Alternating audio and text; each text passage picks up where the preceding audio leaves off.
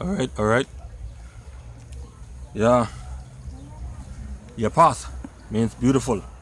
This is a beautiful day that the Most High Power, Yahweh, the Supreme Power, has given us, you know, giving us good air, nice, cloudy, sunny day, you know. Yeah, and the last part, we got a little interrupted. But we know how the Satan go, but it was for a good deed, to help out somebody.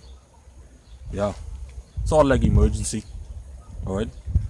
So now let me just get back on track. I was on the last part is in Exodus 20:6.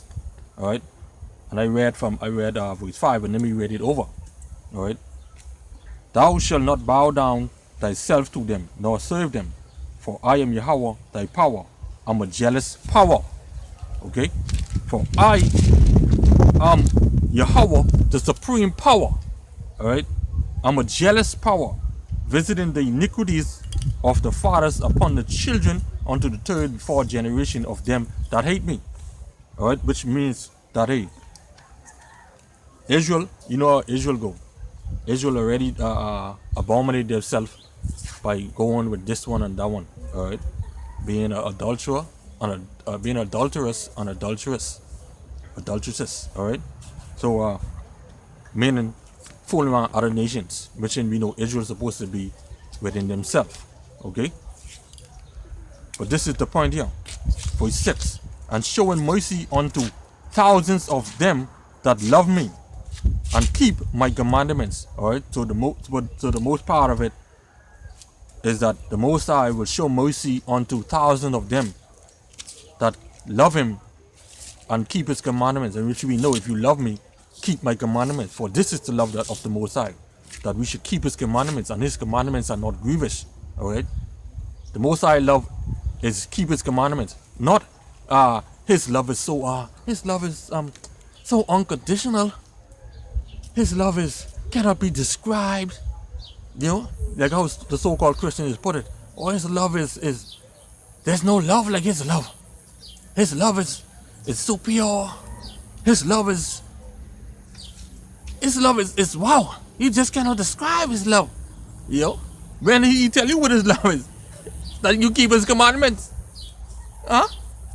That is His love. All right. So let's go right here to Deuteronomy chapter 7. Chapter 7 and verse 9. Okay, that is His love, that we keep His commandments, and we know that His commandments are not grievous. Okay, this is Deuteronomy chapter 7 and verse 9. Now therefore, that Yahweh thy power, He is the supreme power. All right, the faithful power, which keepeth covenant and mercy with them that love Him and keep His commandments to 1,000 generations. Okay, as I said in Exodus 20:6. All right, that we should keep His commandments. And His commandments are not grievous. All right, and that He showed His mercy unto thousands, showing His mercy unto thousands of them that love Him. All right, which keep His commandments. Okay, so and we know that this is about His elect. Okay, let me read that again, verse 9, Deuteronomy 7 and 9. Now therefore, that Yahweh thy power, He is the supreme power. All right, the faithful power, which keepeth covenants and mercy with them that love Him and keep His commandments to 1,000 generations. Okay, so we know that who keepeth His commandments? Those that fear Him, which are His elects, the elect men of Israel. Okay, so let's go right there to Romans 11 and 28, and we know that this is only for the elect at this time, because only the elect which is going to keep His commandments and do them and also live in them. Okay, Not everybody. All right. So this is reaching the elect who may still be in a two-thirds state of mind. All right. I would say they all wake up, repent now, come back to the Most High, and keep His laws, those that you can keep, because we cannot keep all the laws right now because we know we are in slavery. Okay. This is Romans 11:28.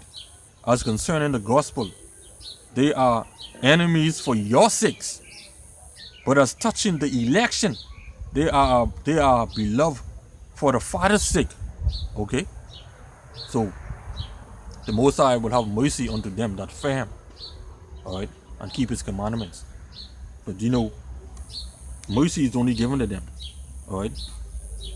So you know the Christians, they love to say, "Oh, God's mercy is on you" and all that type garbage.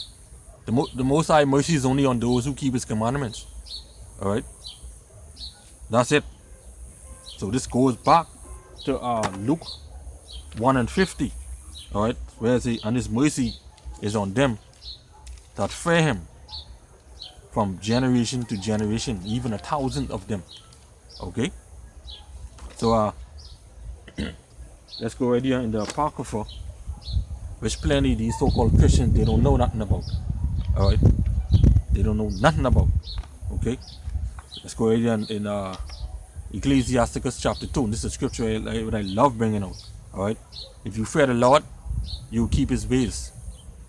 If you fear the Lord, you will not disobey Him. If you fear the Lord, you will keep His word. You will keep His commandment. All right. And do them. Which if a man do them, he should also live in them. All right. So this is Ecclesiasticus 2 from 15 to 18. All right. They that fear the Lord will not disobey His word.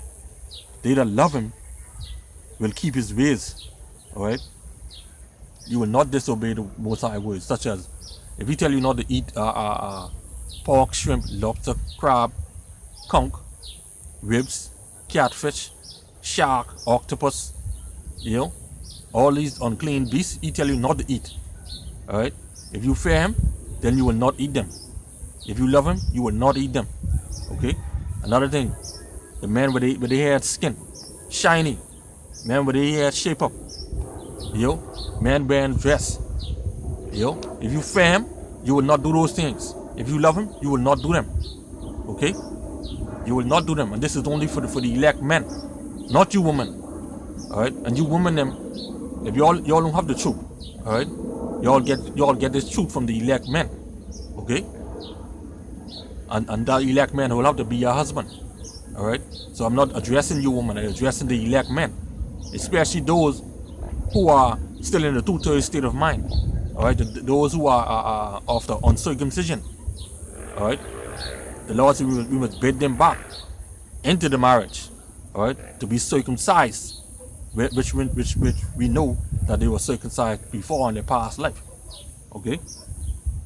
So verse 16, they that fear the Lord will seek that which is well pleasing unto Him, which in following His laws, following His statutes, following His ordinance, keeping the Sabbaths. Okay.